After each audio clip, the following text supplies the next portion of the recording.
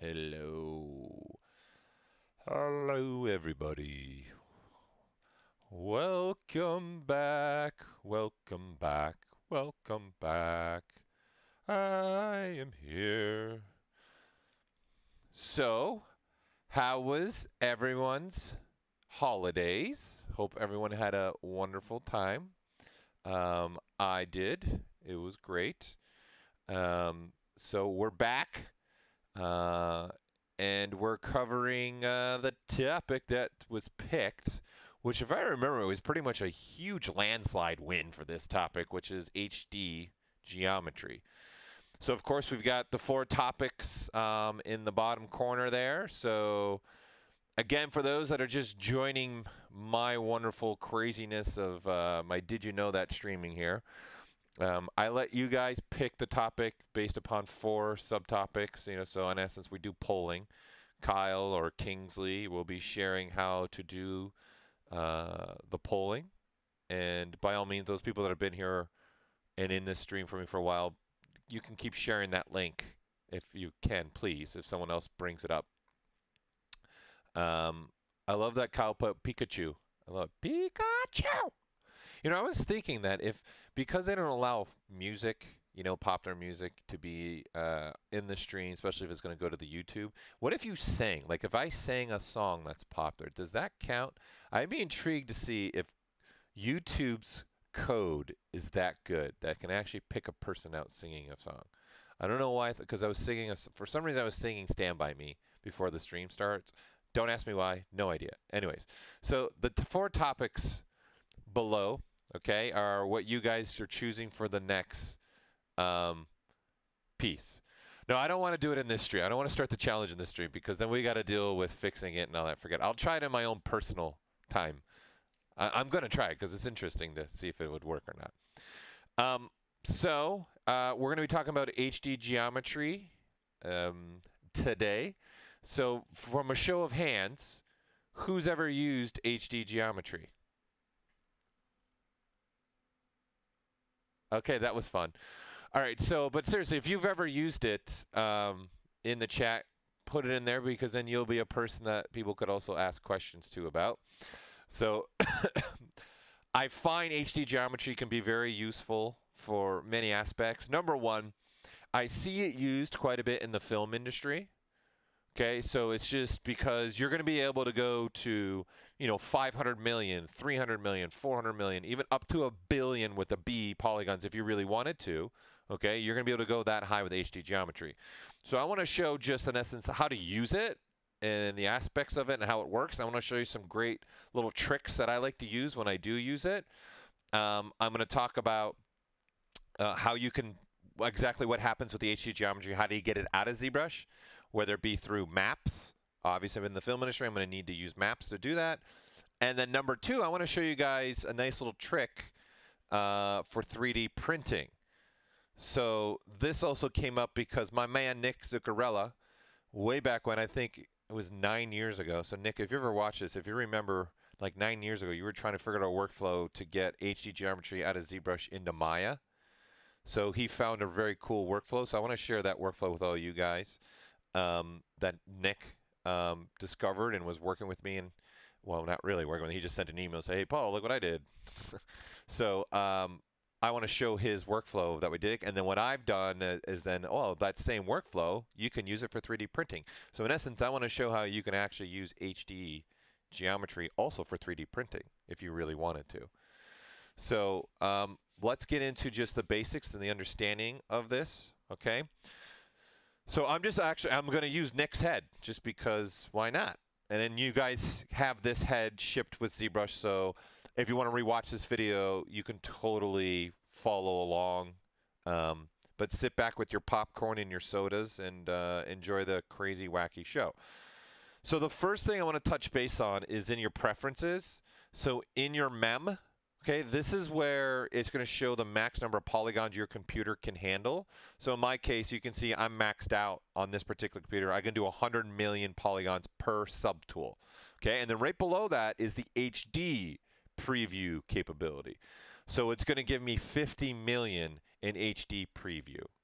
Okay, so that is the first thing you're going to look at, because it's what the technique and what I'm going to show you here is going to help you with this. Okay, and why I'm in here, this compact mem slider, the misnomer behind this slider, this is definitely a slider that was older, was needed, I would say, in older versions of ZBrush. Like, we're talking like 12 years ago, ZBrush, right?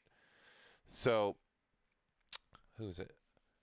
Is that Joanne? Hi, Joanne. It's hard to read your name. That lime green, it's hard for me to read on my monitor. So, the compact mem is just telling ZBrush how much memory to use when it's not in use, in essence. That's really the point of that. So that means when I tab over into, like, say, Photoshop, ZBrush is now not being used. This slider is set to, oh, well, I'm not using it, so I'm going to start releasing memory. And I'll release it, but I will always at least allow ZBrush to use 256 megabytes, which is, in our world, state of computers, that's peanuts. That's nothing, right? So obviously you can crank that up to 4,000, but when that means if you crank that up, ZBrush is constantly always going to use at least 4 gigs of RAM, even when it's not in use.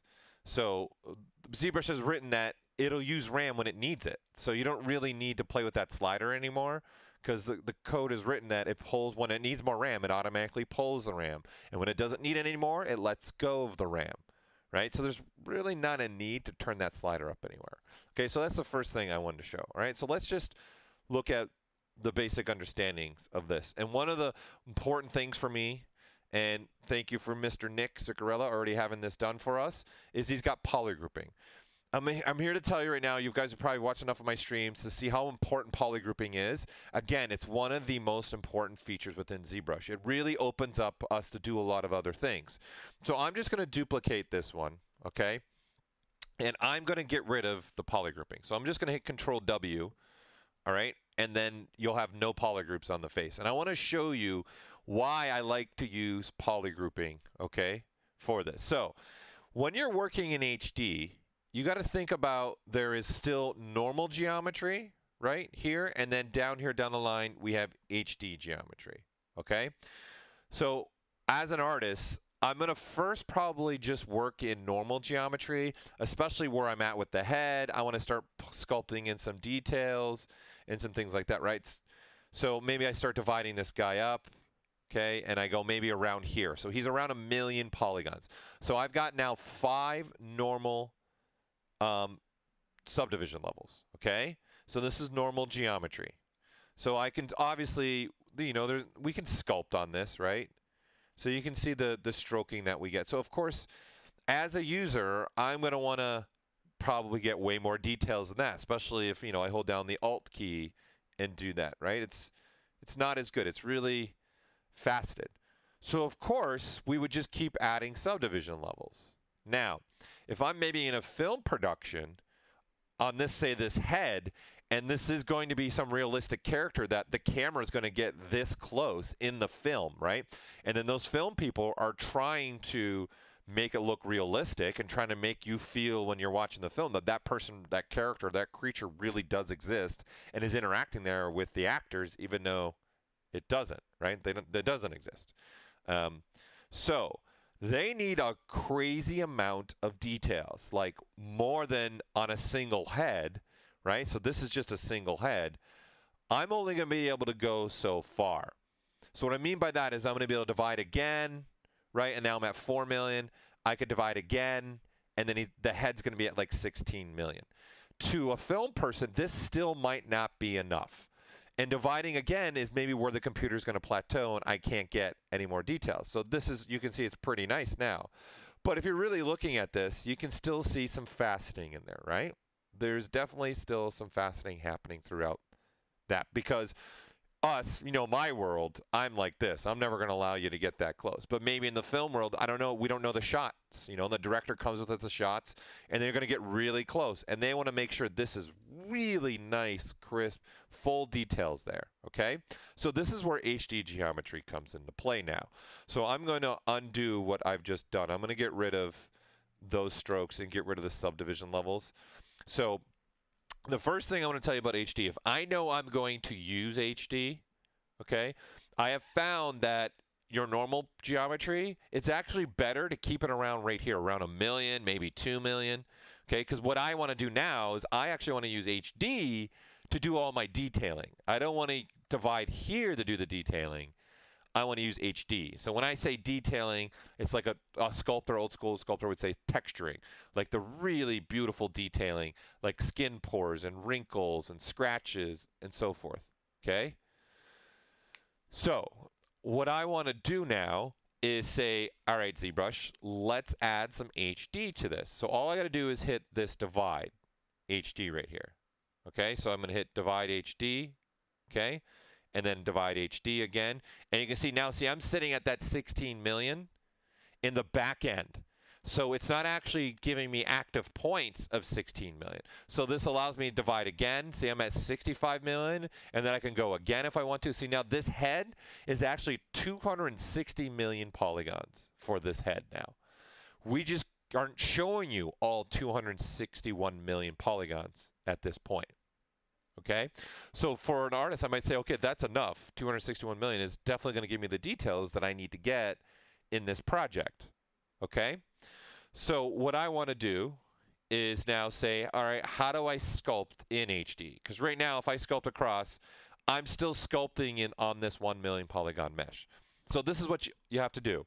You just place your model wherever you want on the document, or AKA the canvas, as I like to call it as well. Put your cursor where you want HD to happen, and then you just hit the A key, as in Apple, if you want. Okay? And what ZBrush is going to do is look at your model. It's going to look at the 261 million polygon version and then put a section in HD mode.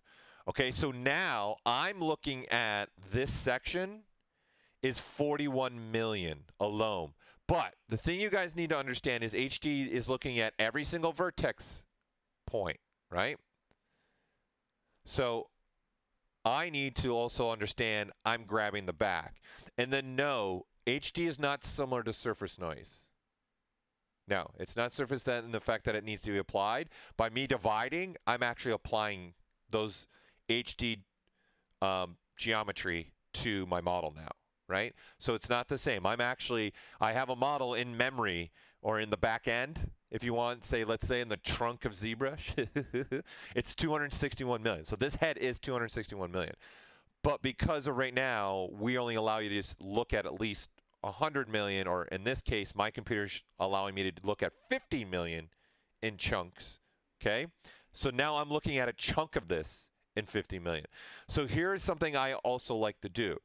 So number one, you could do this. You can turn on transparency, and whatever is transparent, you cannot sculpt on, because that is not in HD mode, okay?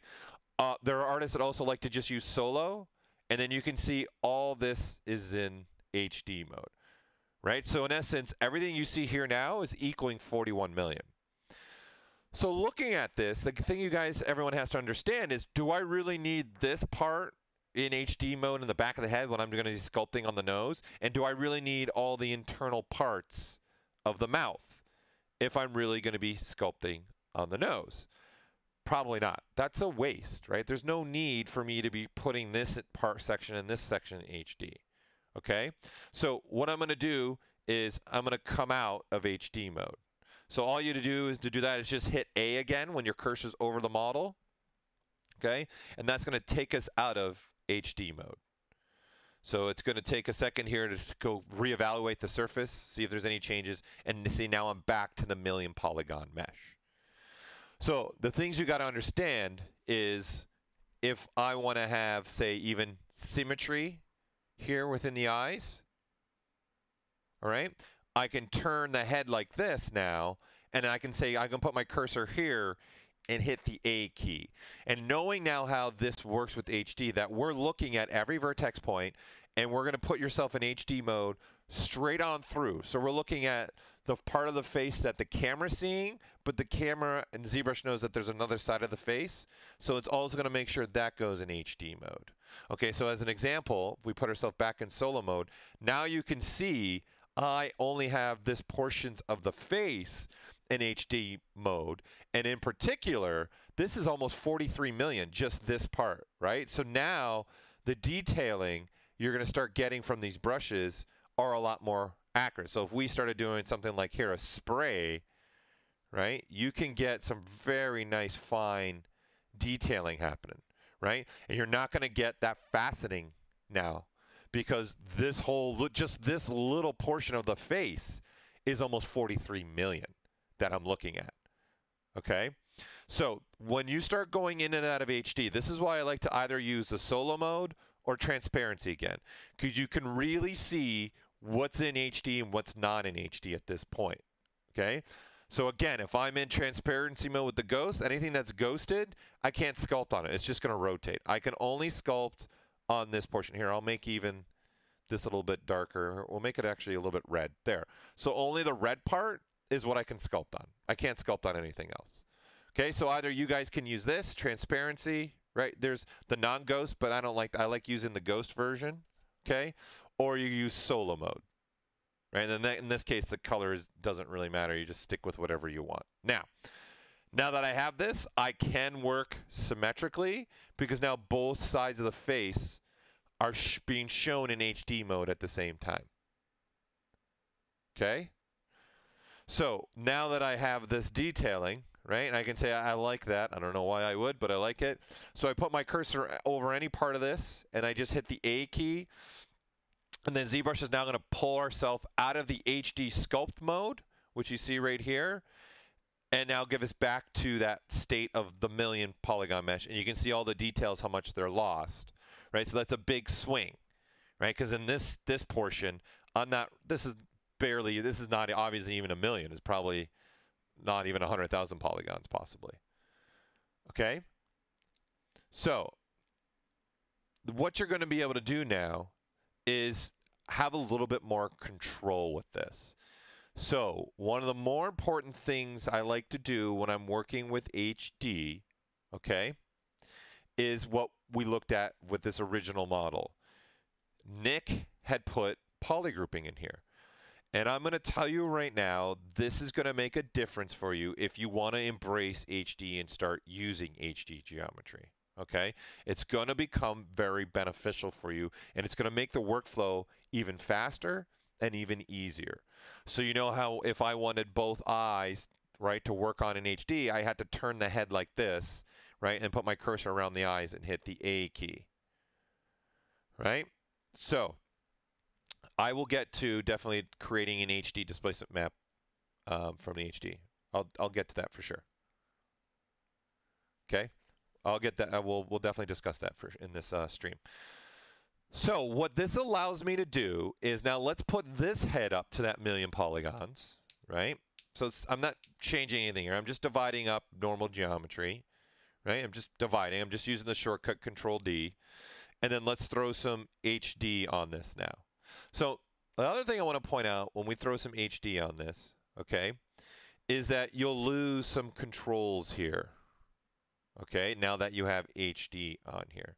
And so you can see this total number of points is now 277,327 million,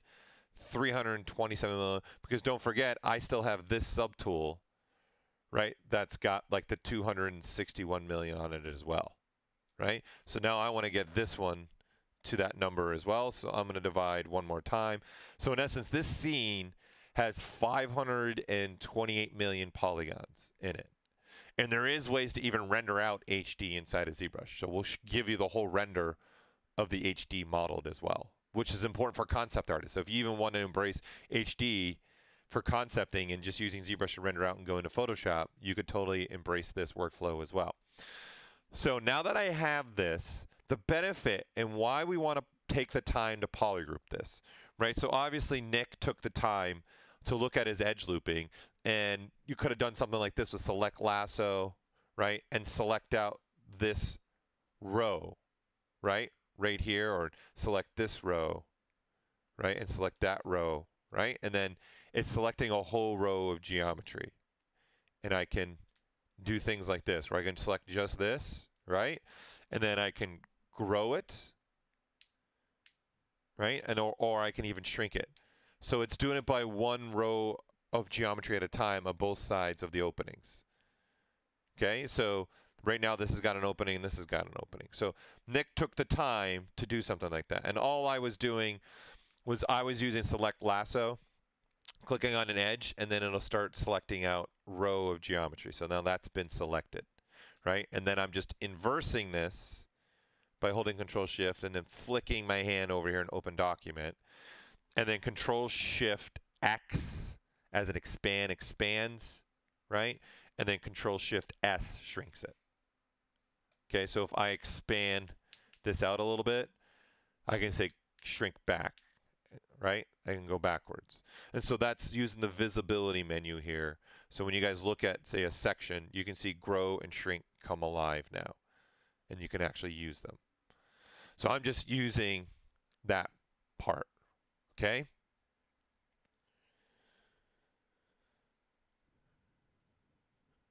Sure, Pro 4210. We can definitely get into that. Let me show you this workflow, and then I'll show you how you can render out an HD render inside of ZBrush, for sure. Okay, so why I'm doing this is I want to do something like this now. I want to say, okay, that portion and that portion, they're pretty much the same. So I'm going to make those the same polygroup, okay? And it looks like this yellow and this blue, they're the same. So I'm going to make those the same polygroup, okay? And then he's got points here, internal parts of the eye, right? I'm going to say those are the same, so I'll make those the polygroup. So I'm repolygrouping those so that when I click this polygroup, I'm automatically getting both sides. Okay, that's the workflow I want to start having here. So if I was making this from scratch, I would make sure both of those eyelids had the same polygrouping, because this is going to help me a lot for HD. And so what I'm going to do now is I'm going to walk back up my normal subdivision levels. So get back to that 1 million polygon. Okay, and instead of doing something like I turn like this, right, and here we'll come out of perspective mode, so we're looking straight at the model, put my cursor, make it a little bit bigger, and put my cursor here and hit A, right? So hitting A puts us in HD sculpt mode, and you can see in the top left corner, it's going to give me around 43 million, 1.72, 43 million polygons in essence. There you go, 43 million polygons. But it's giving me all of this, right? I'm getting the whole thing right now.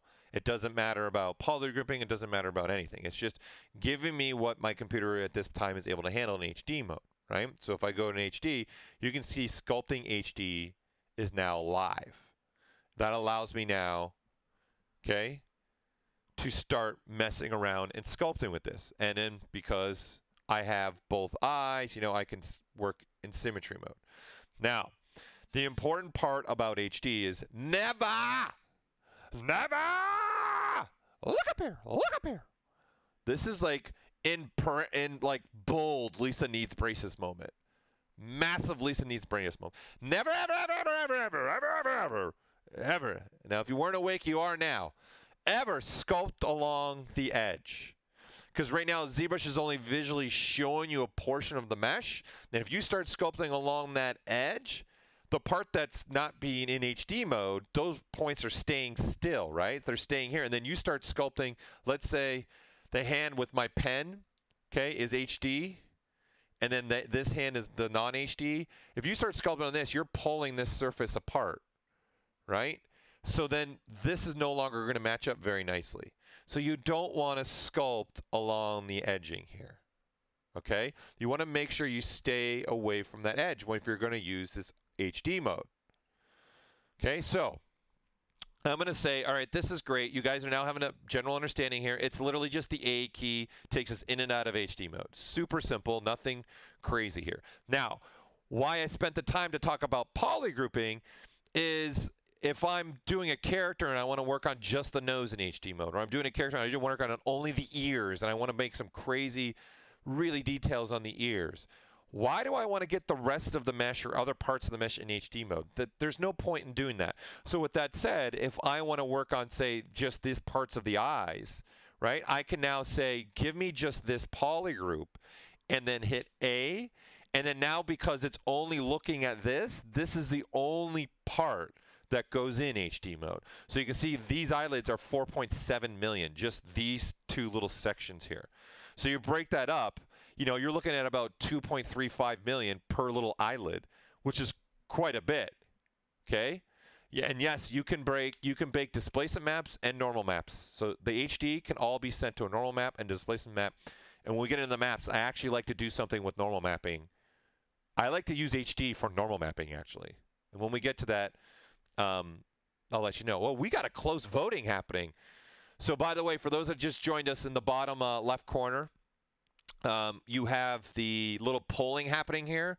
So if you're new to the Did You Know That stream with me, you guys pick on what the next topic is going to be when we meet. So right now, there's 3D printing in production, and then there's also the VDM brushes. So VDM brushes got a slight lead right now by 2 votes. So Kyle and Kingsley will share the polling. Kyle already has. If you look up the chat, Kyle, Pixelogic's already shared it. For those that know the routine, if you can share it for those that are new, again, in the chat, that'd be great. So, can you see me in HD mode? I don't think you want to see me in HD mode. Let's be honest. Okay. Okay, so the benefit here is now I don't have to worry about like turning the model, how's the model viewed. I don't have to worry about am I going to get other parts of the model that I don't want to work on. No, all I have is now these eyelids because this is all I want to work on because maybe I want to come in here with like the Damien standard and really start putting in maybe this is going to end up being like a person that's older. And I really want to work on my wrinkling and make sure I'm getting very nice results happening through here, right? And then switching to things like my inflating and then inflating this up a little bit, adding some inflation in certain areas, giving some of that age that I want to put in this, right? And then maybe inflate this up so it feels like that. So this is also, if I'm doing something like a person that's a little bit older, I also like to sometimes use the standard brush, okay? And in the brush palette, I like to come through here. Oh, we'll let it save. Yeah, I'm going to turn off my saves because we don't need to save it. I don't need to save it. I'm not making anything fancy here. Let's turn off my auto saves here. Quick saves, and let's put them to 600. There we go. So I also like, so when I'm say switching to like say something like a standard brush and without an alpha, like this is what you're going to get. So what I want to do is I want to play with that and I want to use this gravity setting, right? And then the difference is it's going to start pulling down, right? So you're getting a down almost gravity, which you would have in a person's that's aging, okay? No, HD will not work with layers. It will not, if that's the question. Ye to art.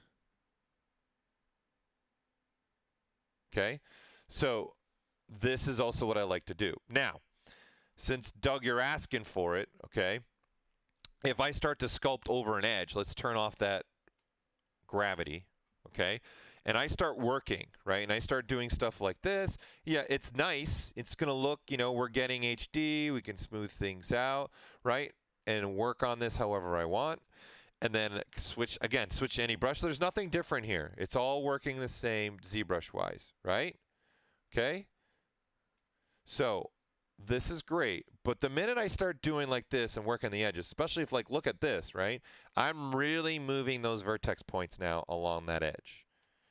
Right? So they're not sitting in the same spot that it is in the non-HD section. Okay? So if I come now out of HD, which is, again, you just hit the A key to come out with your cursors over the model, this is what you start to get. See? This is why I'm saying Lisa needs braces. Don't ever sculpt along the edge. Because in essence, you're messing around with a portion of the mesh in HD when the other portion's not in HD. So there's no way for us to move these vertex points to match this, right? So what you got to do is this is when you start figuring out polygrouping, right? And say, oh, if I want to sculpt across, I maybe select both of these groups and now put myself in HD mode. This is why the polygrouping can be so powerful. Because now I'm looking at 12.5 million just in this section, but now, right, I can sculpt across and I don't have to worry. And see, I can start trying to get rid of this. But you're in pretty high HD right now, right? So, but this is now no problem to sculpt across, right? Because I'm looking at both polygroups now. So it becomes a very simple workflow by using polygrouping, you know, and I can, that's Damon standard without, and I'm pushing it in. You get beautiful strokes when you're in HD mode, for sure. Okay? So then again, I hit A to come out of HD.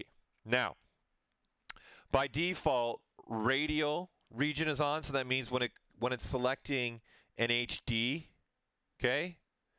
So it's going to create a circular. So if I'm not using the polygrouping, right, and if here, let's just look straight on, right? And of course, guys, you can do this as well.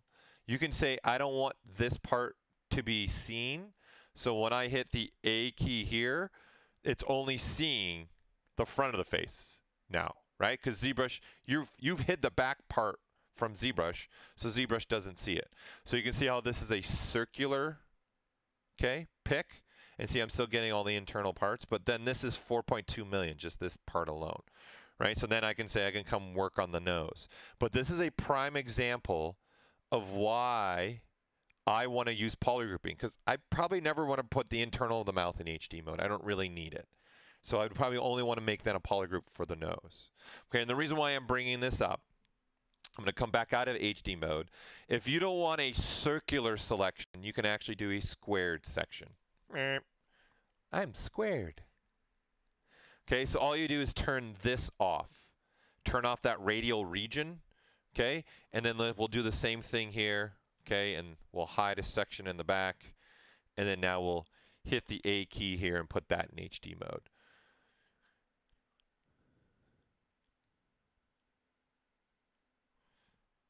I'm just reading a question. And you want to do those cool details, what do you do? You end with the whole object in HD, or do you have to switch with sub D to higher points? I'm not Yotaglow. So you can see this is squared now. That's all I wanted to make sure you guys understood what that did. So this workflow, right? This HD mode is only available in ZBrush from any programs that I know, right? And getting it out of ZBrush is the next step. So that's the next process of the stream. I want to show you guys how you can get it out, A, for 3D printing, and then how do you get this out for maybe concepting with rendering, or A, how do you get it out on maps so that you can get it in a rendering engine. Like those are, in essence, your 3 ways to get the HD geometry out. Right? You either got to do it for purpose of, say, 3D printing / rendering, by the way, or you do it with just doing a render in HD, or you do it with sending everything to maps. Okay? So before I move on, let me make sure I got all the questions. Okay?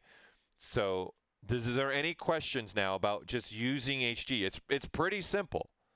It's not a very difficult feature to use. It's just understanding it, though, and how to use it. Right? That's I'm covering here in this stream. So again, I can't emphasize enough, everybody. You want to take the time to do polygrouping, and I'm going to show you even how I use this for 3D printing. Okay? So with that said, you guys are going to be, so for the people that are concept artists that want to get out a very nice render of this and put it in HD mode, right? So obviously, if I do a BPR render, here we'll turn perspective mode on now and do a BPR render, this is what I get, right? This is not an HD version render, okay? And I'm probably going to want to play with some shadowing. I usually don't like to stick with the default. I maybe add a little bit of an angle, and I'm going to put a lot more rays, maybe something like this. And I'm going to say that's pretty good. And I'm going to knock this down a little bit so they're not so strong, and then do that render. Right? So it's just going to give me different looking shadows to him. I'm just softening up the shadows. Okay? So what you guys can do, all right, in here, in your render properties, you guys have a button right here that says HD geometry. That's it. That's all you have to do. You just have to turn that button on, and then when you go to do a BPR, it's now rendering in HD. And of course, this is going to take a little bit longer because now it's trying to render, in this particular guy, 236 million polygons. That's all you got to do now to render the entire model. So instead of, when you're sculpting, when you're working, okay, you can only look at a section at a time because, again, we can't show you the 500 million at once right now. We're only showing you 100 million.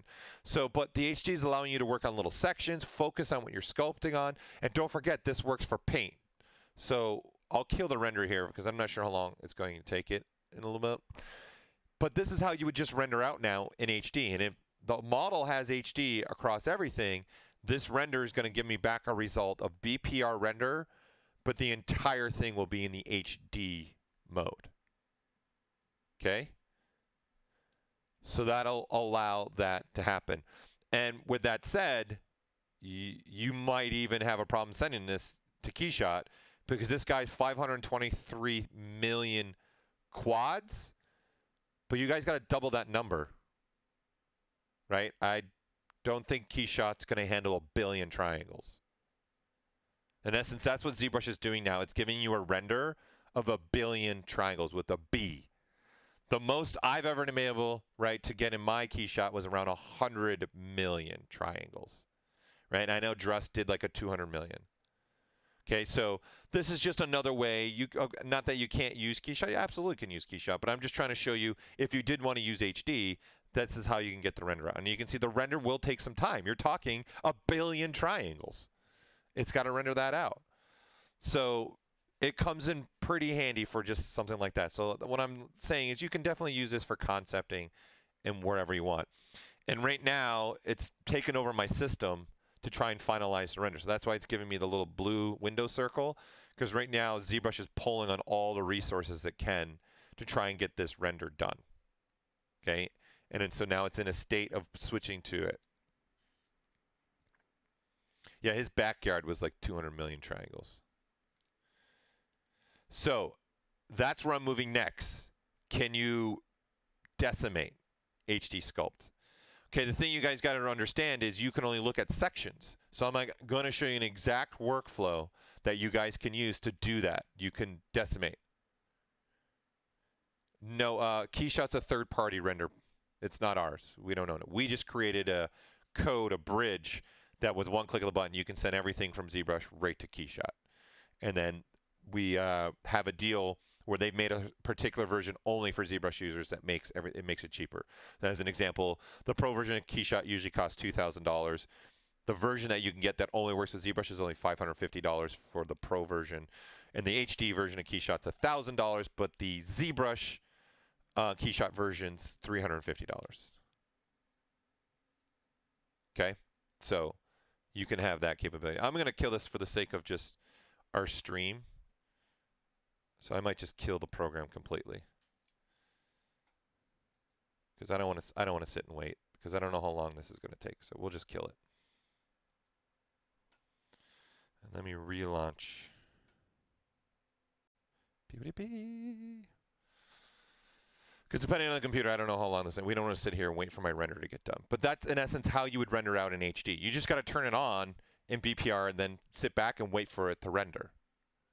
Again, guys, that could take maybe 5 minutes. I don't know. It depends on all of our computers too and what we're working with, of course.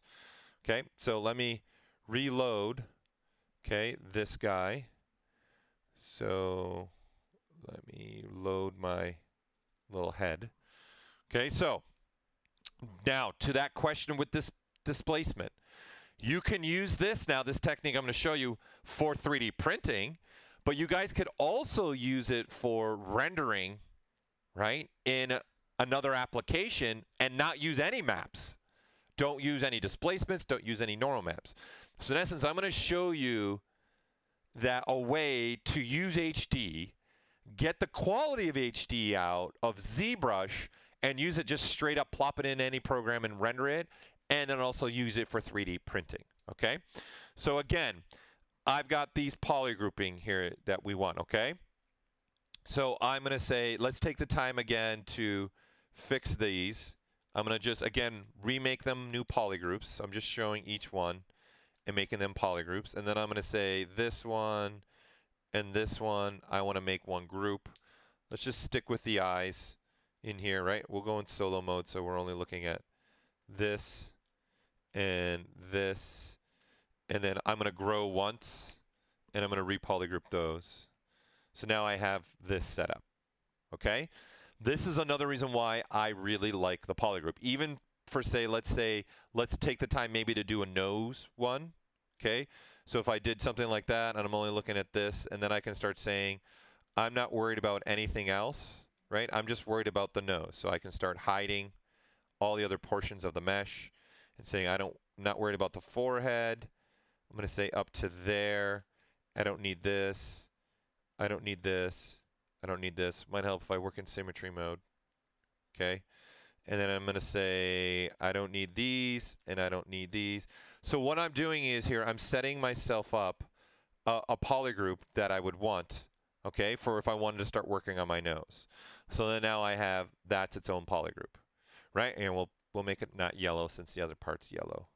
There. So now this has got its own polygroup, and so forth and so on. So now whenever I want to work in HD, again, we're dividing up a normal geometry. You're going to still sculpt in this mode, and you're still going to work on your mesh. But then when you want to start getting some crazy high fidelity details, again, this is where we come out of normal geometry divisions and we go into HD. And then I just divide, and I divide until I feel like that's 16 million, you know, that's 65 million. Maybe that's enough for this character, because it's all going to depend upon how close does this get to the camera and really how much details do you want. So I went to 4 HD levels, right? And that's giving me the 261 million. So that's the plateau for this head. I can't go any higher than that. I can't go any higher than 261 million, because we don't allow more than 1 billion, again with the B, 1 billion. Right? So going another division would be over 1 billion polygons. So that's why you can't divide anymore.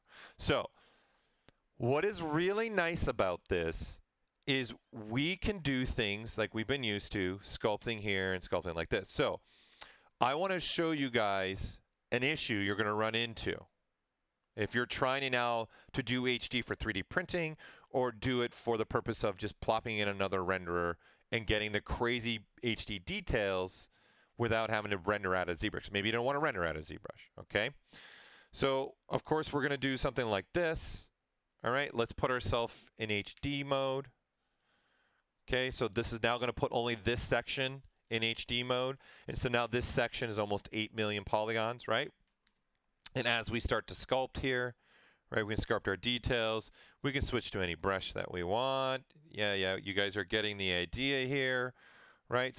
Switch to maybe something like spray, switch to maybe add an alpha and put some C. You got to be careful how close I'm getting to that edging. I want to stay away from that edge. I don't want to touch that edge, right? So here's what you guys can do. When you are looking in HD mode, when you are in this mode, okay, you can do this. You can clone this. And what ZBrush does is actually clone only what's visible.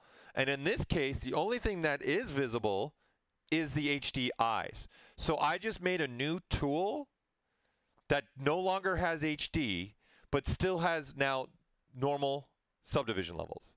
So in essence, you see this subtool is now 7.8 million, just this, right? And so this section, I can actually walk up and down. So by cloning, I delete my HD, but in essence, I've converted my HD into normal geometry now. And now it's its own subtool, right? That's what I've done. So here's something you got to understand and pay attention for this. If I go back, okay, to the HD version, this is the HD version, and I come out of HD, all right, and then I say, okay, that's the polygroup. Now let me grab this polygroup, and let's put this polygroup in HD now. So again, I'm just clicking on the polygroup. I'm hitting A. Now this section for, and then I do, I do some sculpting on here. Again, stay away from that edge, right, as much as you can. Say yes, right? I'm sculpting this, and I'm like, oh yeah, I'm happy with that. I'm putting it on my fridge. My wife is gonna be so proud of me, right? So then, of course, you can clone this, right? And then so now you have two tools here. You have a tool of this, which I've, in essence, deleted the HD, converted to the normal geometry. And then I have this one. So all I have to do is append now. I can say, all right, let's grab this one, and let's append these eyes here, these interior eyes. And then they'll pop into place, right? So if I come out of solo mode, now they're popping into place. So you guys should now see an issue. And that issue is where they used to connect. So you guys see there's a little gap there. Because the thing you got to understand is when you put this one in HD mode, we got to divide it up in HD mode. And because I'm only showing a portion, those vertex points are moving a little bit. And the same thing happens with this one. When I showed only that one, those vertex points are moving a little bit. Okay? So we got to do something to solve this problem. Because obviously if I'm going to plop this out, especially for things like 3D printing, or if I'm going to plop it out to try and get it out to another program for rendering purposes, okay, we need to look and understand this. So here's your little technique, right? So I'm just going to delete this whole little tool, and I'm going to go back to the original one, right? And I'm going to come out of HD mode here, okay? And let's just start fresh so you guys can make sure you understand this. So I've been playing with this guy. And this is the workflow you want to do, okay? So if you're going to want to get this out again for the purpose of 3D printing, or you want to get this out to, I want to get HD quality sculpting out of ZBrush and plopped in another program. Obviously, the program won't handle 1 billion polygons or 500 million polygons. So we need to find a way to reduce that, okay? So what I'm going to do is, again, we're going to take the time. I know it's repetitive, but you know what? I'd rather repeat myself so you guys can completely grasp this and what I'm trying to accomplish here with you guys today. Let's say that one can be green, and let's select those two polygroups and those two polygroups, and then there, that's perfect. Okay, so we have those. I'm going to now again divide up. So we found 1 million polygons was enough for this head, right? And then I'm going to go back down to my HD, and we'll add the 4 subdivision levels there. Now, the next step you want to do is you guys want to crease based upon polygrouping. So in geometry, okay, there's a crease option, and you can hit this crease PG. That's right, stands for Paul Gaboury. No, it doesn't. It doesn't. It stands for polygrouping. And what we've done now is we've added a creasing along every polygrouping. This is very important because now if I do the same process where I click, let's click these eyelids, and then we hit A key to put ourselves in HD mode. Now this is in HD mode, right? I can sit here and I can sculpt on this, right, and do whatever I want. Switch to the Damien standard brush, which is a nice brush to work with in HD mode. We get the idea now. You can sculpt whatever you want, right? And I'm going to say, that looks great. I love it. Then I'm going to clone that one. Okay? So now that's this one right here. This is the clone one right here. Okay?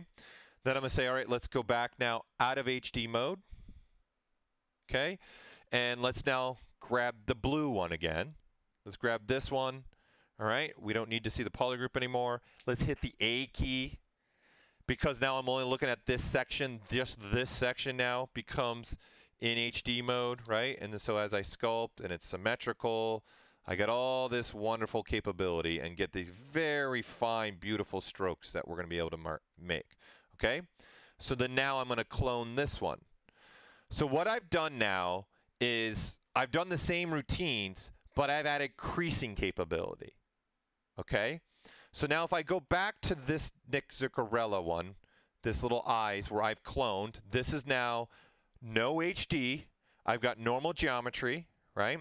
And my HD's been deleted. So in essence, again, I converted by cloning. I'm pretty much converting the HD into normal geometry. And then notice you'll get all your other options back. When you're in HD mode, you don't get every single option available to you. Okay? So now all I'm going to need to do is say, all right, let's append that other one, which is this one, right? And you notice there's no gap now. See that? They line up perfect. There's no issues there. So by creasing before I go in HD mode and visibility, I can solve that issue where we're going to get a little bit of gap between each polygrouping. Okay, and then this should prove to you guys again why polygrouping is so powerful, why you want to set yourself also up when you're using HD. You're better off the first portion, if you're going to use HD, you should be setting up polygrouping and making sure you're getting the polygrouping that you want. That should be the first thing you do if you're really going to dive into HD, okay? So the next step is, this is 7.8 million. This is 4.7 million. That's way too much. This is 12 million alone, just these little sections of, excuse me, the eye. So each side is like 6.35 million polygons, okay? So we need to get this out for the purpose of 3D printing, and we need to get it out, okay? For this will also work for just dropping in and rendering. So all we're going to do is use our handy dandy plugin, Decimation Master, okay? So I'm just going to open that, and what I'm going to make sure I do, and this is so important, this is very important, you guys need to turn on freeze borders, because this subtool actually has a border around it. So by turning on freeze borders in Decimation Master, I'm telling ZBrush, when you decimate, keep every single vertex point along this border of this particular subtool.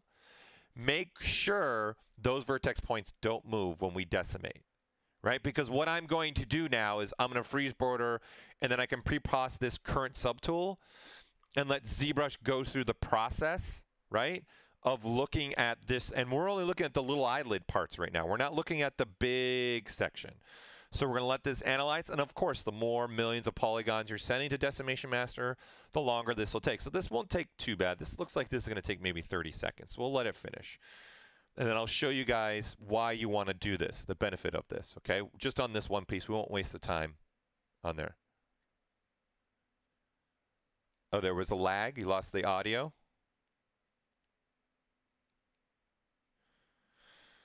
Okay, so we're letting this finish up computing, blah, blah, blah, blah, blah, blah. Okay, let it finish.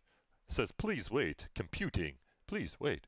This is where you play the elevator music, which I can't because we're streaming and it goes on YouTube. So we'll do a little dance. Dance if you want to.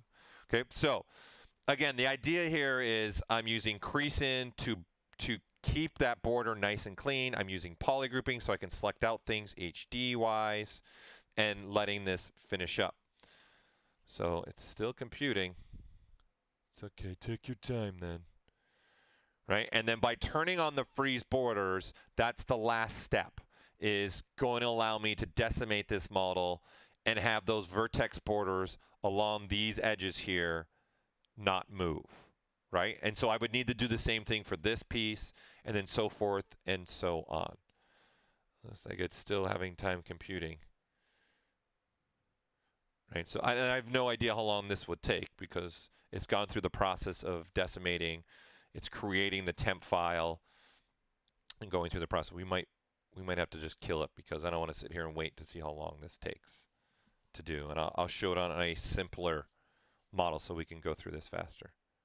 Yeah, this is taking me too long. So I'm going to escape this and let me show you guys on just a simpler model so we can see the process happen fast.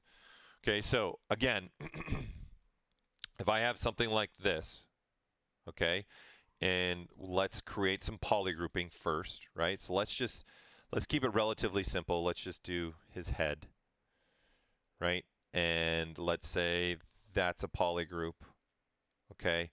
And then we'll look at this, okay? And then I'm going to auto group this. So I'm going to go down to my polygrouping. I'm going to auto group that so that I get just these two sections. And I'm going to go ahead and I'm going to delete the rest. I don't need the rest. Okay, so what this is going to do is this. So if we start dividing up, okay, right, and then we look at these meshes, and we got the high density, right, and I split these. So hold on, let me split by groups.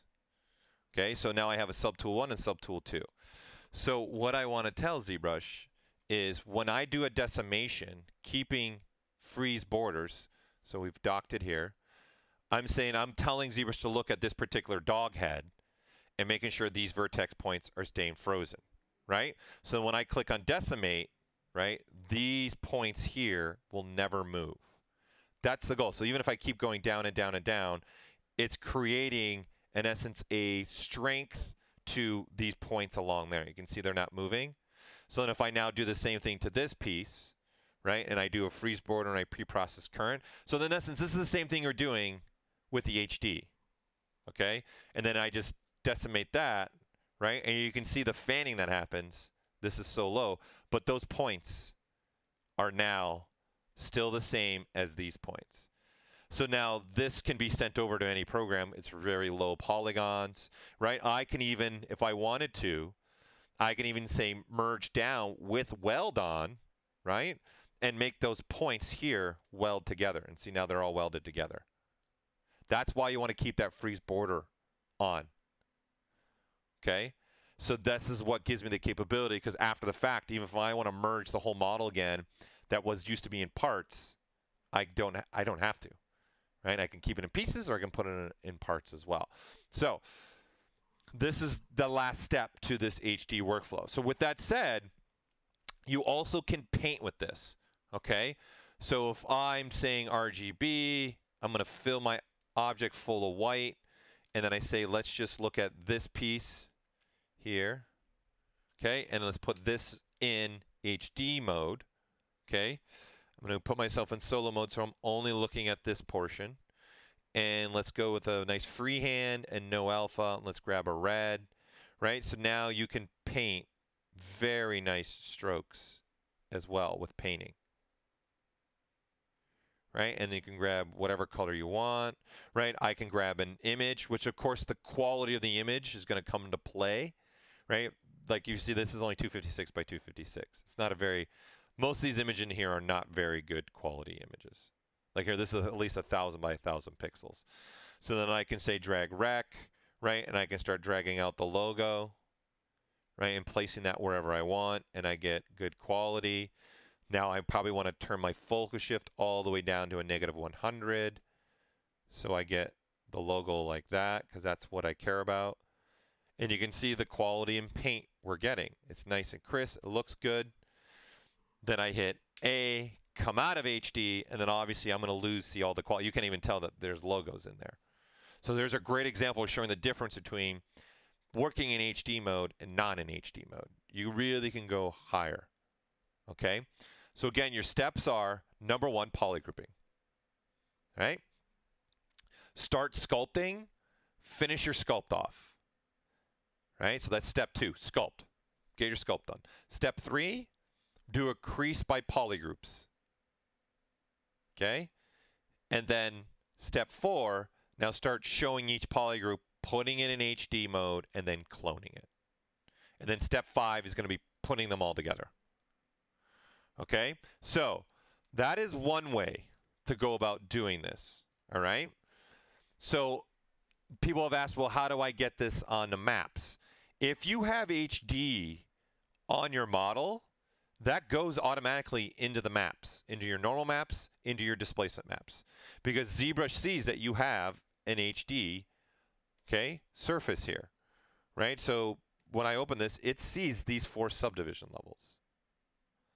Okay, so I'm probably going to need a map. Now, if you're dealing with creating maps, I'm going to start fresh here, guys, because there's a particular workflow you got to do. If I know I'm going to be going out to another program, oh, I restarted it,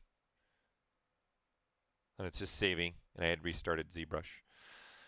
If I'm going to go out to another program, right, and I'm just going to turn off the quick saves.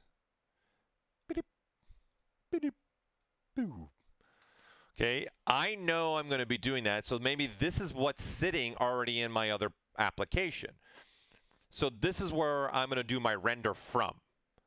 Okay, so what I need to do before I do anything in ZBrush, I need to store a morph target on the very first import.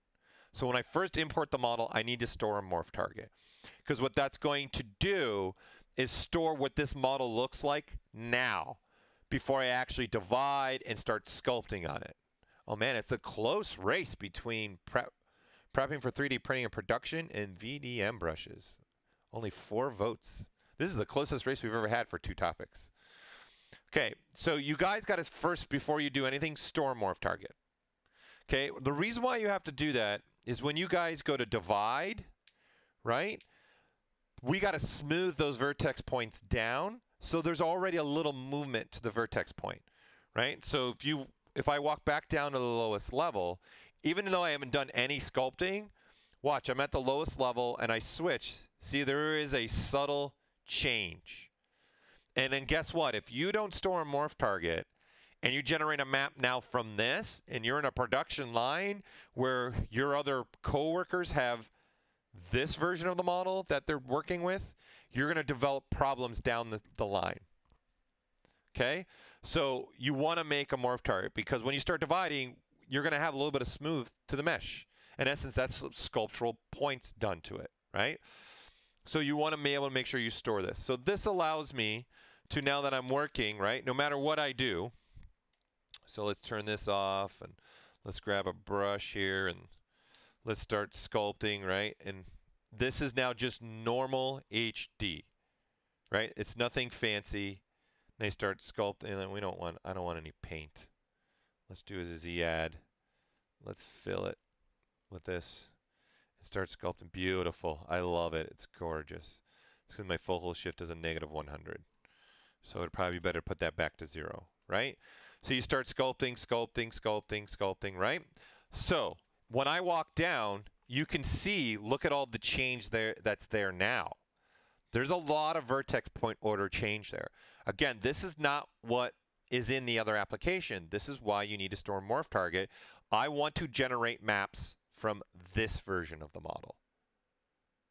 Okay? I don't want to generate maps from this version of the model. The only reason why I'd want to generate maps from the version of this version is if this is the one that's in the other program, which in most cases, that's not the case. Okay? So that's why this becomes important. So then obviously, you're going to need UVs. Now here's something for you guys. I don't put UVs on the model until I am done. I'm done painting, I'm done sculpting. Because guys, you got to understand, if we're dealing with millions of polygons, right? So if your model's sitting at 50 million, your UVs actually also have to be at 50 million. So really your model's already at 100 million, right? So there's performance there. In order to store those UVs at 50 million, we got to start using more RAM. So why waste that RAM on the UVs if I don't need them while I'm sculpting and working inside of ZBrush? So I prefer, me personally, in my workflow, to put my UVs at the very end. And if you already have them done, it's nothing to copy and paste and add them, of course. Okay, so if I want to throw UVs on this guy, right, I can definitely do that, right? So again, this is the sculpted version. This is the never been touched version. So I'm just going to use UV master. Let's quickly work on a clone. All right, let's enable some painting here. So let's say the front of the face is rather important to me, I would say, right? So I'm going to tell the plugin, try to avoid putting a seam where it's red, okay? And I would prefer to attract a seam down the back of the head. So this is why I'm painting this blue right here. So I've just switched from protect to attract, right? And then I just tell it to unwrap. And then I can flatten here and take a look. All right, that's good enough. Good enough for me. Right? I don't like what's going on inside the mouth though. So I would definitely use polygrouping to fix that. So unflatten. What I mean by that is I would start using, you guys can use the polygroup option. Right? So if I unwrapped with this, you'll see what, I'm intrigued what this is going to look like. There you go. See, every polygroup gets an island in essence. Right? So I would probably have taken the time to make sure the internal mouth sac in this guy has its own polygroup. So I can, in essence, split it off and make that unwrapping of the mouth. So I'm going to go back to the unwrap that we had before I showed you guys that. So this is good enough for what I'm doing for the sake of demoing for you guys. So all I'm going to do is I'm going to go ahead and say copy my UVs, switch back to that sculpt, and then paste my UVs. So now this has UVs on it. Okay? So now I have the UV version and everything's there. So now all I got to do is switch to the morph target that has no information on it. Okay? And ZBrush remembers what subdivision levels we have here and if we have any subdivision levels in HD. Okay, so let's switch back. Let's go ahead and walk up. And the thing to understand about morph targets is you can only store one morph target per subtool on one subdivision level. So it means I can't store a morph target on every single subdivision level. So I stored it on level 1, so I can't have one right now on level 5 unless I delete the morph target, which I don't want to do. Okay, so let's add a couple HD levels. Let's go one more. That's enough. And let's grab a portion of the face again. All right, let's grab this poly group. I'm going to come out of lasso because I keep grabbing an edge. So I'm going to come out of lasso. I'm going to say that's good enough. Let's put just this section in HD mode. So there is an HD, so this is almost 1,000,000, right? So I'm in HD mode, and I can say let's go ahead and do a sculptural change to this, right? So let's maybe put a star on here. Let's go ahead and make the focal shift be a negative. And we can start cutting in and getting very nice stars, right? I can even switch to something like, I love switching to the spray. Yes, he's a star man, right? So our detailing obviously is very nice. Okay, so I hit A, it's going to come out and the detailing is not so nice. It doesn't matter. ZBrush knows that there's these HD now. So what you do is you walk back down in normal geometry to the lowest level. You switch back your morph target. Now you generate your maps. Okay? So now you come down into your displacement maps and you tell it what you want. Okay? You tell it if you want smooth UVs, which in most cases people will want smooth UVs to go to another program. Okay? I can tell it I want adaptive or not adaptive. Okay, so then all I have to do, if I hit this button, if I hit this button right here, this button is only looking at the first 4 items right here.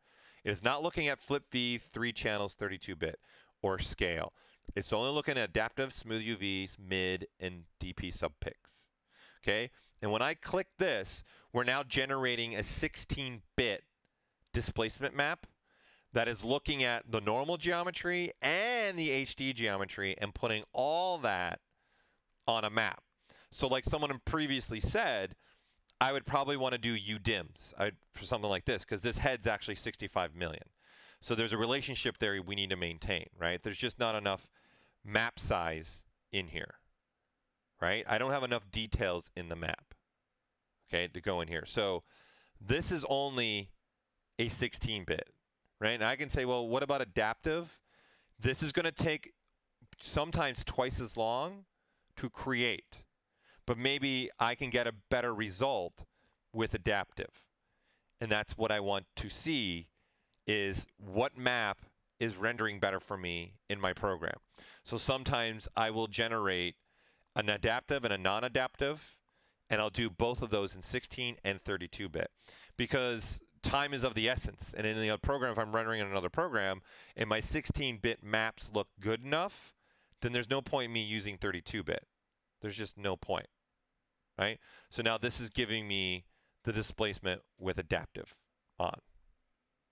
Okay? So that's where I'm getting now this look to happen. Okay, but what we can do, right, is I can tell it actually I need a 32-bit, okay, and then I want it to be 3 channels. Like, for example, if I'm rendering an old school Maya with mental rate, it needed to be a 3-channel. And then I wanted to flip it vertically. And then this button here looks at all of these. So ZBrush can't view a 32-bit, but it can export the 32-bit. So if I click this, it's now going to generate a displacement map that's 32-bit. So it's asking me where do I want to save it. So I'm going to save it to my desktop and hit save. And then now it's going to start generating the map again. But then this is going to be an actual 32-bit map. I'm just reading a question here.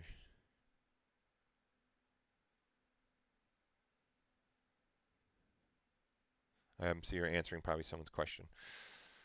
Okay, so this is obviously a 32-bit map with adaptive on and all these settings, and it's asking me, do I want to export the mesh? I'm going to say no, right?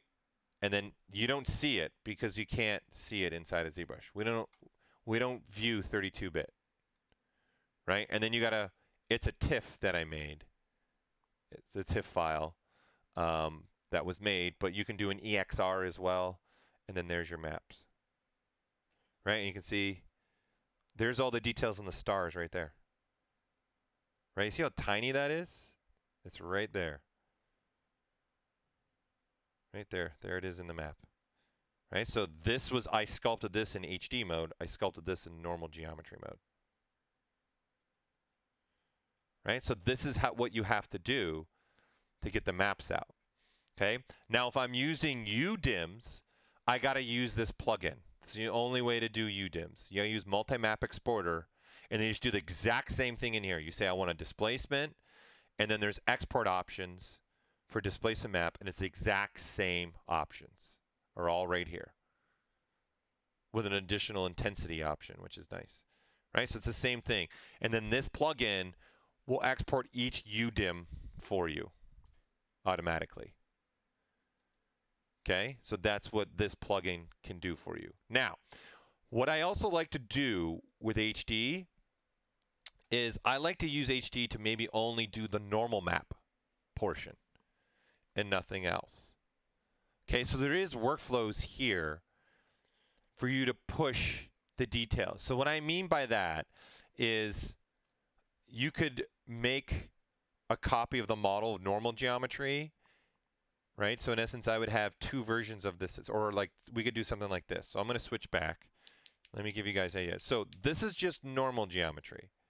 If I now decide to generate a normal map from this state, where normal geometry is sitting at the highest level, and HD sitting at the highest level, ZBrush now will only create the displacement or the normal map from level 5 to the level 3.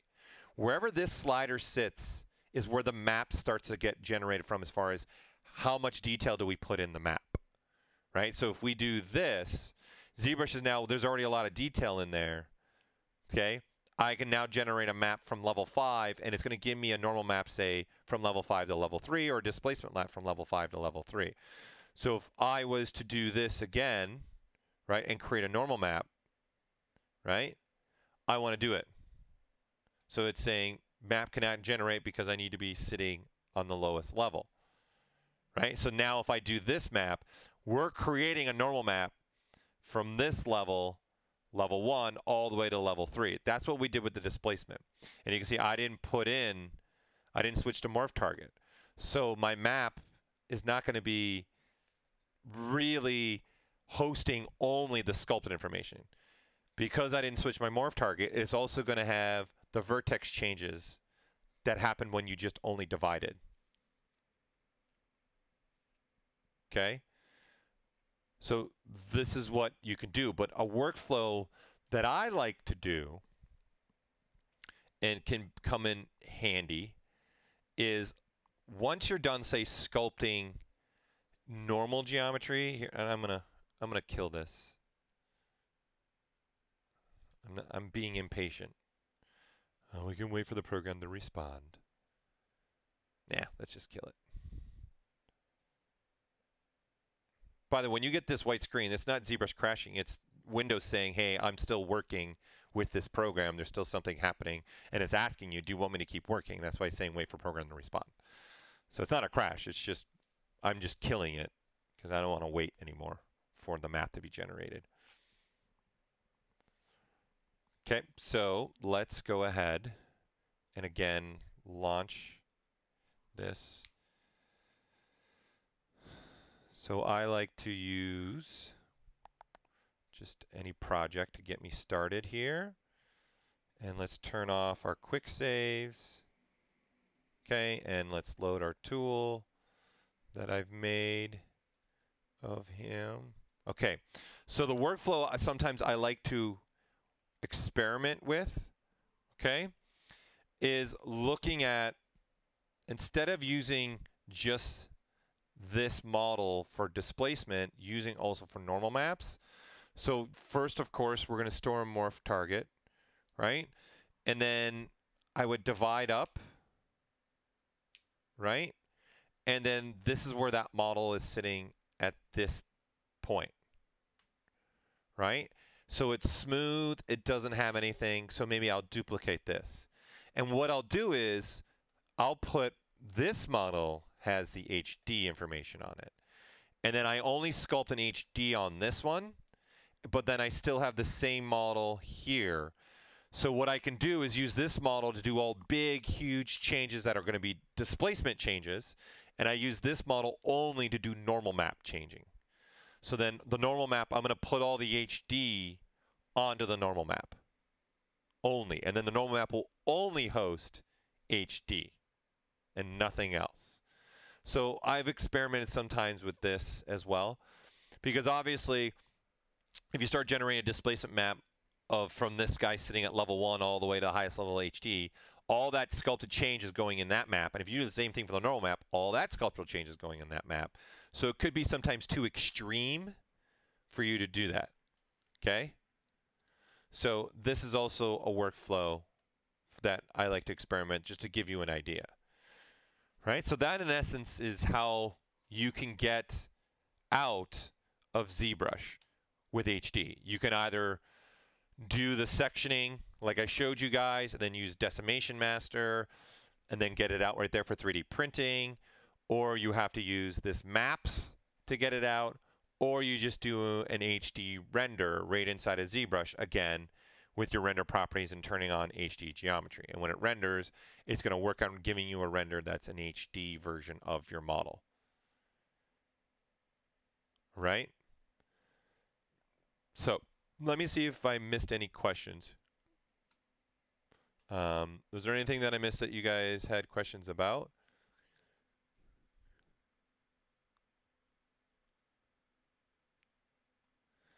Maud, you're talking about curves. I'm assuming you're talking about, here, let's delete some polygons. I'm assuming you're talking about brushes that have like curve mode.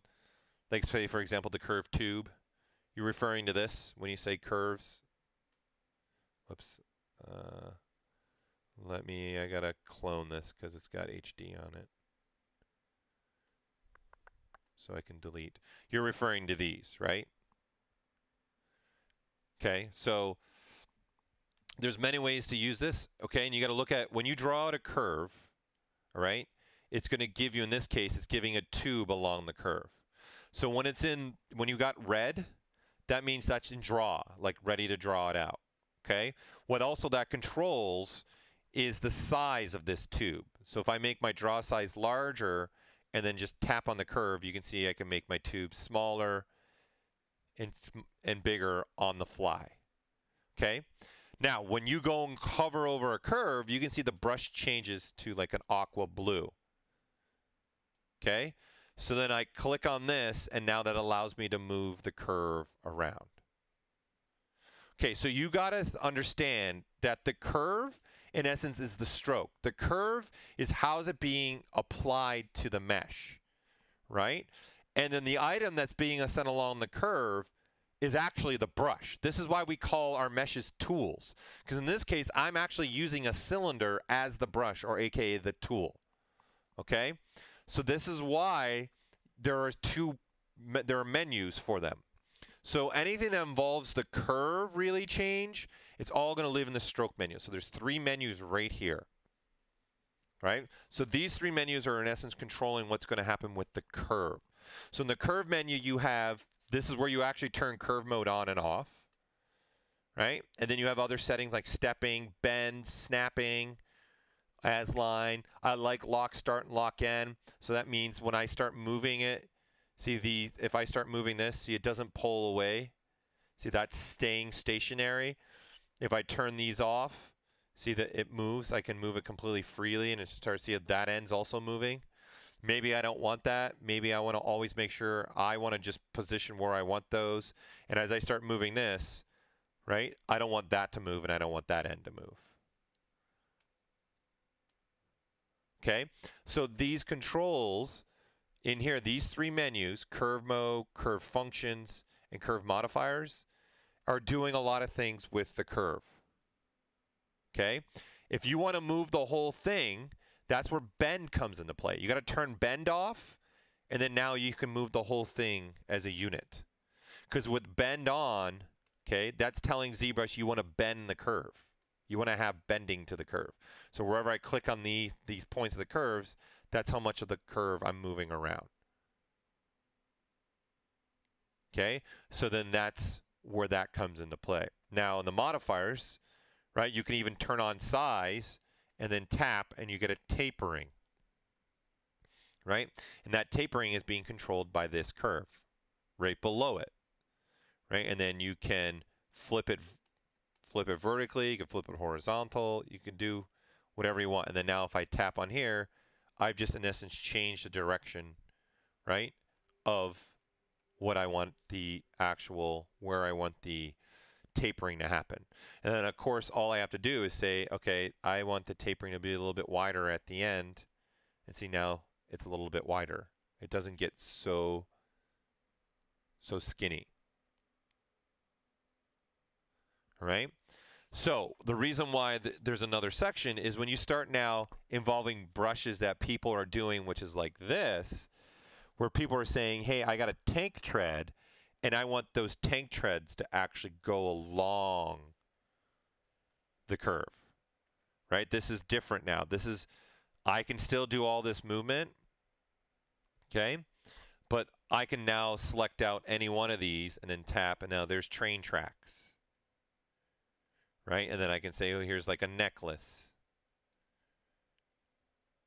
Right? And then this is bringing it to a whole nother level, right? Where I'm able to have control. So the curve is still being controlled by everything in the stroke palette, but now this item is in essence, this is our brush. These meshes are our brush, okay? So in the brush palette, in modifiers, you have controls here. So it's showing you the piece that I have selected along the top.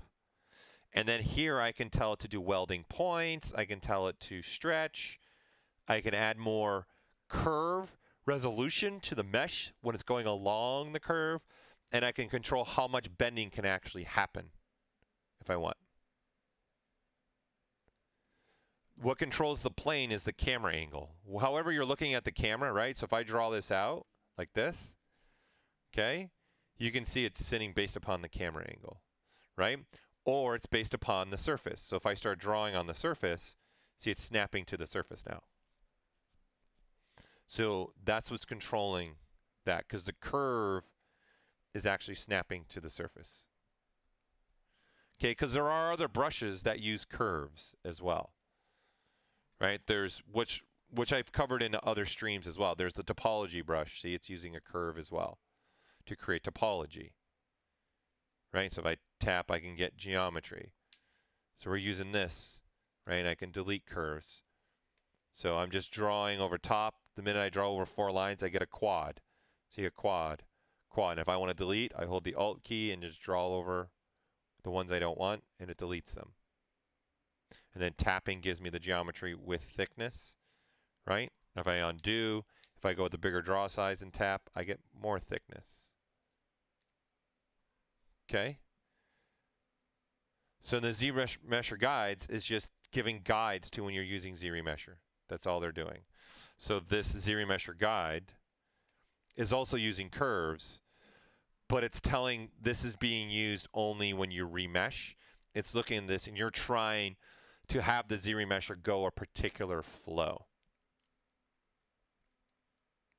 All right, and then the snap distance that you're referring to in this down here, that's the snapping of how close does the brush need to get before it snaps, see? See, I gotta get pretty close before it turns from red to blue. If you crank up this snap distance, I don't need to get it so close. See, I'm not as close, and that allows me to just continue my curve. Right, see, I'm not that as close anymore, and I can do this. Right, for this particular brush, I don't want that snap distance that high. I want it pretty low, so that way I can come in here, right, and make maybe another line that's a lot closer, right? I want to be able to do this kind of a thing, right? Especially if I'm working with the topology brush, right? I want to be able to start drawing maybe topology that's kind of close like that.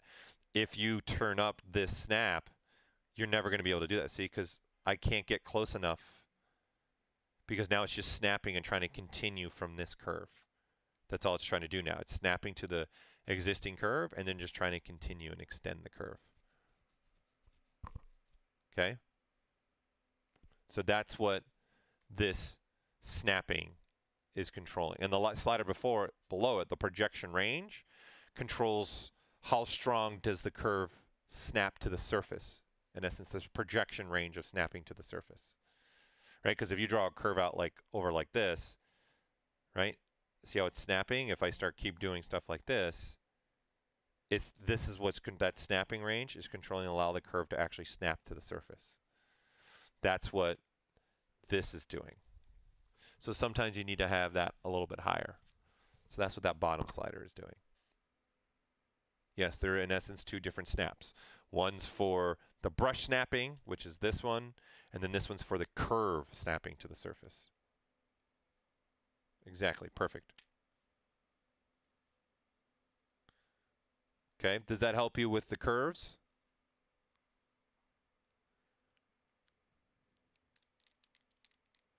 You get what, Peter, that are reversed? What do you get that's reversed?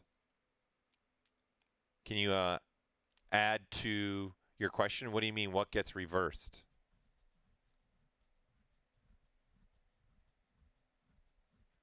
Unfortunately, guys, I can't discuss what's going to be in the next versions of ZBrush, unfortunately.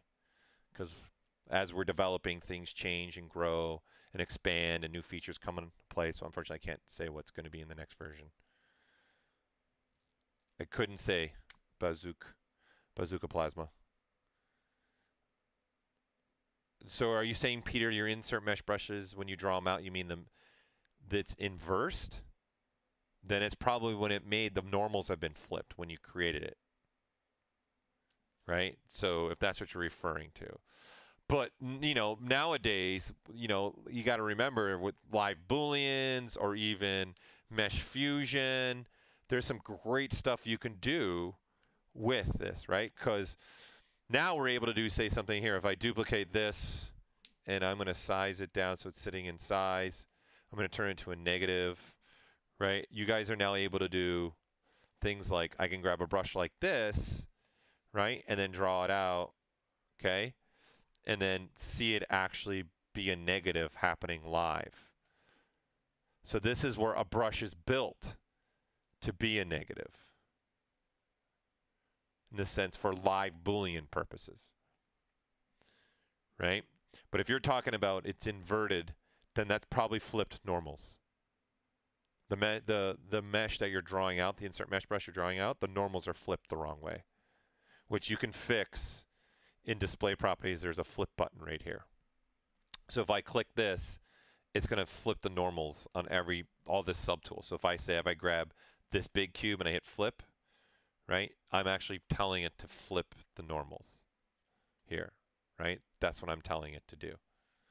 So you can see when I turn live Boolean off, see you're looking now like the inside of the cube, right? That's because I told it in display properties to flip the normals. So I click it, see I'm not looking at the inside. I made the normals flip back to be looking at the camera.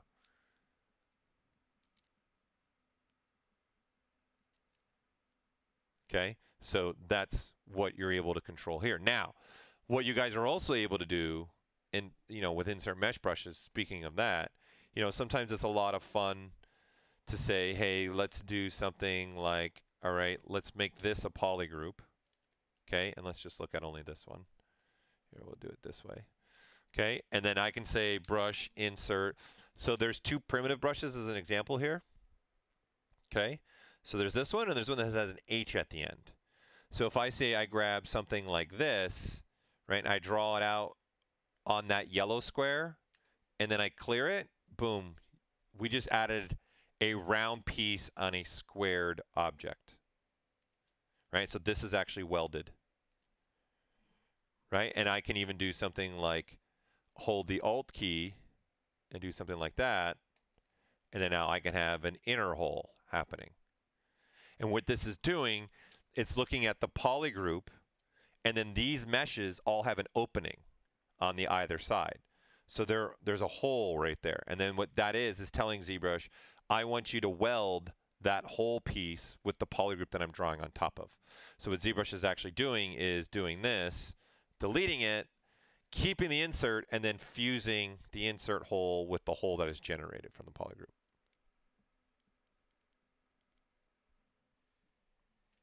Right? So that's something else that can be done too with, if you're talking about inversing and flipping, that's the kind of stuff too you want to be looking for what you're trying to do.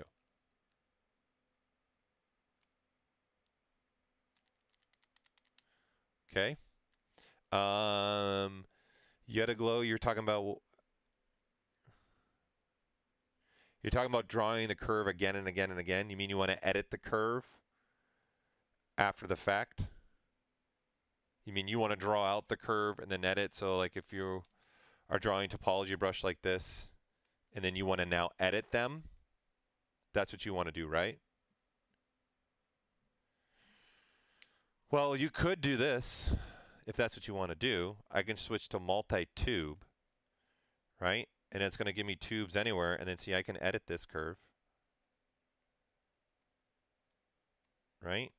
And then switch back to the topology brush, and then now those are edited. And now when I draw again, like you could do that workflow if that's what you're looking for.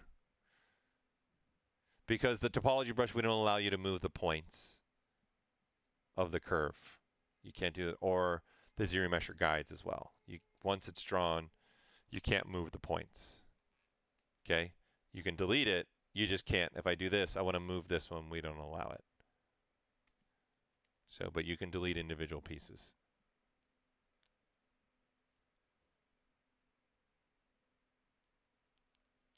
Okay? So that is the only trick I can tell you, where if you're drawing out curves, and you can use that other brush to do some editing.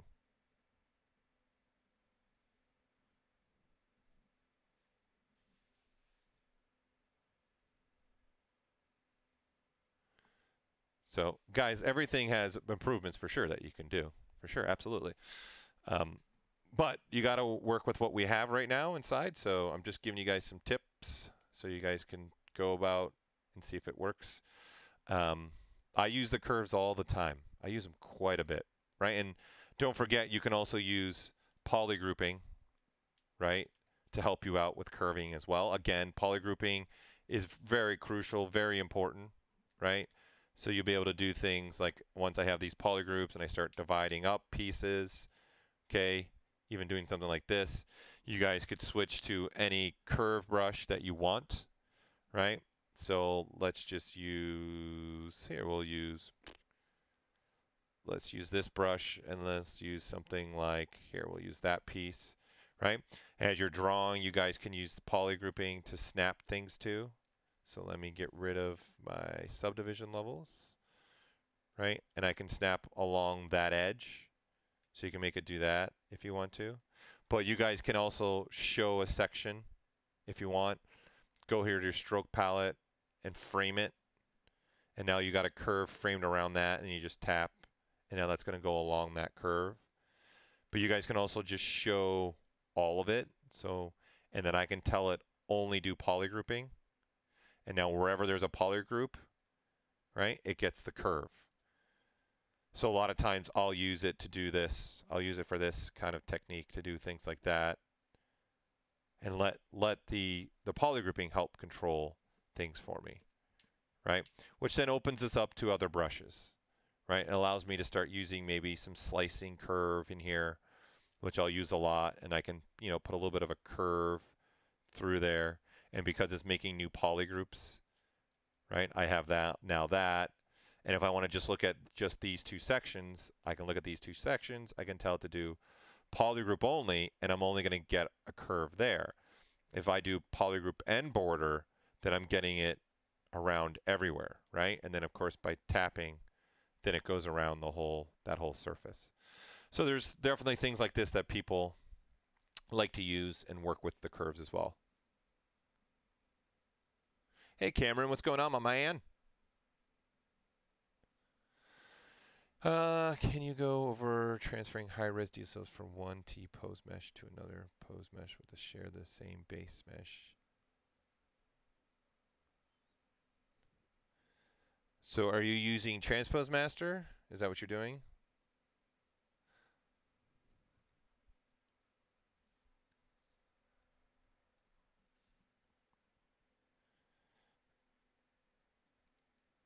So you're trying to pose, transferring the high-res detail to a T-pose. And I'm assuming, and you're using Transpose Master, right?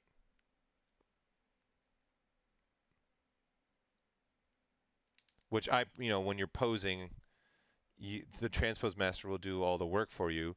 But now, maybe, Cameron, what you also maybe want to do is what's new, right, to this version, okay, is maybe use the gizmo instead to do some posing for you. Okay, so you guys can also do this, right? You can turn on this mode, and then I can say I want to pose this, this, and this. And then now I position this where I want, right? And then now I can see rotate. So this has obviously got symmetry on it. And see all that's working as a group. So then what I do is I mask off, obviously, what I want, right? So I want this mask thing there, right? And I probably don't want this wristband to move. So this gives me, in essence, multiple masking. And then now I have this, right? And I can do whatever I want with this. And I can rotate it, right? So sometimes this could also help solve some things you're running into. 254 for reaching the developers. If you make a support ticket, we're on there. I'm on there. So I'm in the support. So anything that's development rate, if anything that's involved with development, they would send it to me. So if you want to go on a support site and then say, hey, I have something I would like to tell Paul or show Paul, and then that way we can communicate with there. Because I want to document also anything going on through there as well. So if you have certain things that you're asking for, I want to have documentation of that.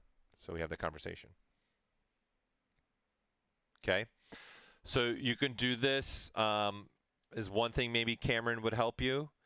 But I'm assuming because you're saying you're using layers, right?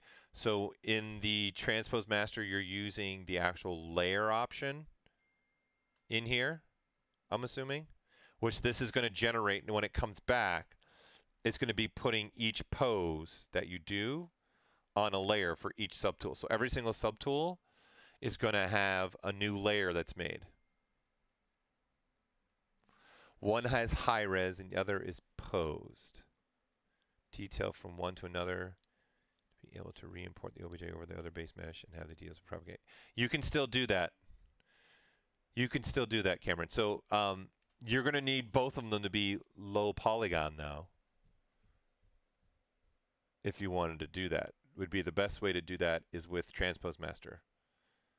So you would have the pose on your low res, and then you would have the high res that has the exact same subdivision, right? So in essence, what you would do with Transpose Master, you would click, say, this button, right? And then let's say you have this same guy posed, right? You want to save this out, right? So you can save these out.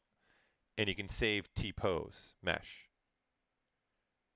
right? So this is saving out the T-pose, right, to it. So that I can save this out wherever I want. And this will be called, here, I'll show you. Let me move this over. So you can see this is saving a GOT file, particular for transpose, right? So you can, that's how you can save it out if you wanted to. Okay, and then you can also, right, obviously you can send it back, but what you can do is now that that pose is there, just import it on top of it and send it back. Right, and then obviously the Transpose Master will now send it back to the mesh with all the subtools and all the layering to do. This is also when ZBrush, and when it's asking you for, when you put this T-pose and it's asking you to store, like to load one, that's what it's looking for. So I'm holding control and I'm tapping on this to save it, okay? So that is how you save them out. And then you can actually load them if you want to as well. Right? But I would just import on top of that pose one and then send it over and see if that works for you.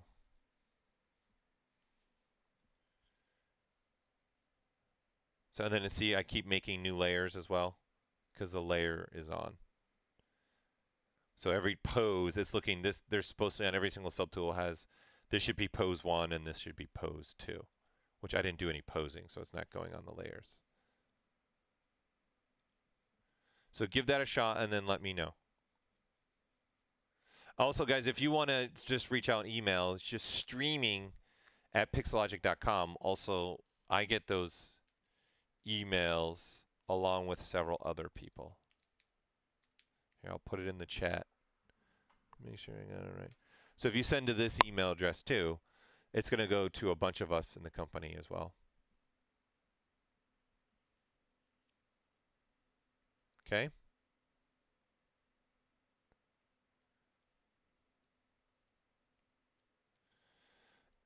There's certain things that you can't put in a custom menu because stuff like subtools, and when you're talking about with the curves, right, we're reusing this, right, all over the application. So this is just called curve fall off, right? It's being reused in essence, okay? So see, there's no control. So this is the same thing if I went to, let's see, where else is there another one? Here, edge looping in here. See, right? You can have the same name. So this one's called panel, so that'll work. But this is just called curve fall off, right? It's not linked to, and that's why if you have problems with this, that might be what your problem is. Because in essence, we're kind of reusing this curve code in other parts of the program.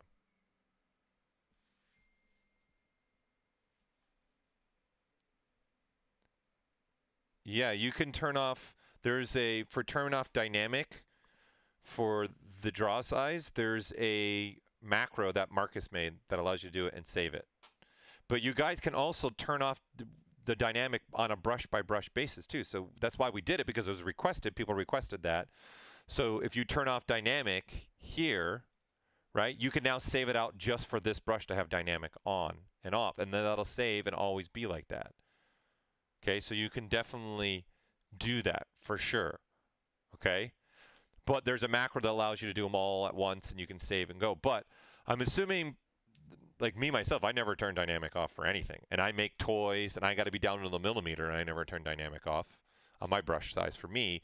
But what you guys also want to know is in your draw preferences, you guys can make your draw size go up to 5,000 and even more. There's a multiplier here. This brush can get massive, ginormous. Like, look, it's huge, right?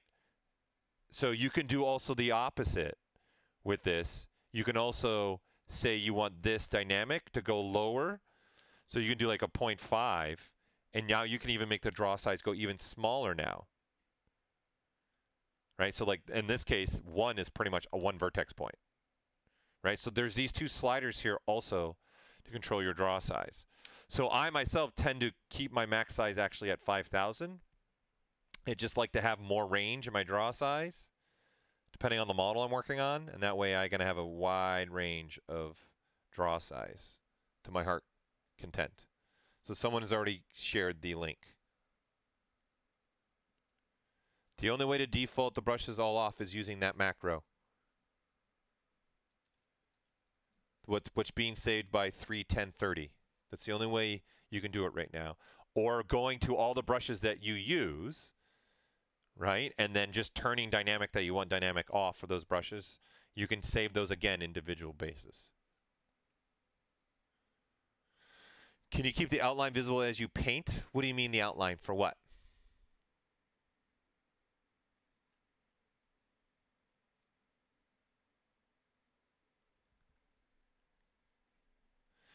So for the detail and for the small, you could probably just use this slider right here, so you can go smaller. Or you can use, for you with a 5'10" character, you could also just use Scale Master, and you can do this right here, ZBrush Scale Unify. This will resize the model physically inside of ZBrush, but does not lose that 5-foot 10-inch scale, and then you don't have to worry about it.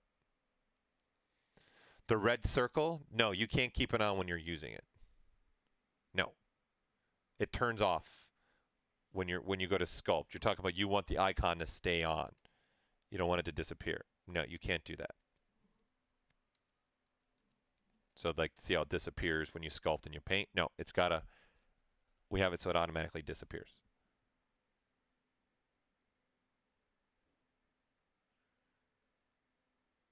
Okay, so I'm gonna have to call it a stream. So let's see if there's any last questions that I missed here, but I gotta get going on to some meetings. And again, you have the streaming at pixelogic.com, okay, to be able to reach out to us. And it looks like VDM brushes is our winner. Thanks for voting. We got a lot of votes. It was a tight race between prep for 3D printing and production. So the next time we meet, we'll talk about the VDM brushes. I'll show you guys how to make them. I'll show you the concept behind them and what you can do with them. And I'll even show you some examples of people using them today. Okay? So I think I got most of the questions. If I missed some, sorry about that. It's just, there's a lot of stuff coming through, and I'm just trying to keep moving on with the pace of the stream.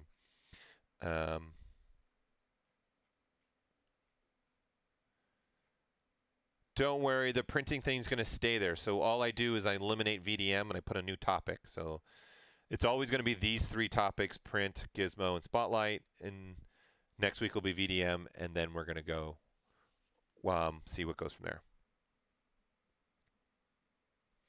All right, guys, have a wonderful time. Thanks for tuning in. I hope you learned a lot. I hope you had some fun. And again, any questions that you might have, you can fire them away to the streaming at Pixelogic. But really the best, especially for the person, I'm sorry, I forgot your name. If you're talking about something particular for developers, I know it started with 23. Just make a support ticket in our support site, support.pixelogic.com. And then in the ticket, you can say, hey, I need to speak with Paul and show this to Paul, and there's some things I want to ask Paul about. And then that way, they'll send that ticket to me. And then that way, it's being documented as well. I want to make sure that kind of conversations are also being documented with you, the user. All right, thanks, guys. Have a wonderful week. We'll see you in a couple weeks. Next week, I believe you're getting Mr. Drust. Because as I said, Paul, me and Drust switch off every other Tuesday unless something happens where we're busy or we're away or traveling. So thank you again for tuning in. Pikachu, as Kyle puts up there. And is there any last minute question before I call it? Actually, now I'm feeling Sprite. Was there a question that I missed, Kyle, or someone that you want to type real quick? I'm feeling Sprite. I'm trying to go through and see the questions. Cameron, if it doesn't work for you, just contact us, and then I'll help you out with what's going on. Specifically, if you can give me the model, I can then look through what you're doing, what's going on. All right, looks like everyone's good. Okay, guys, it's been a blast. Have a wonderful week. Happy ZBrushing. And we look forward to seeing you post your work on ZBrush Central. And keep up the great work and keep tuning in for our wonderful ZBrush live channel. We'll see you later.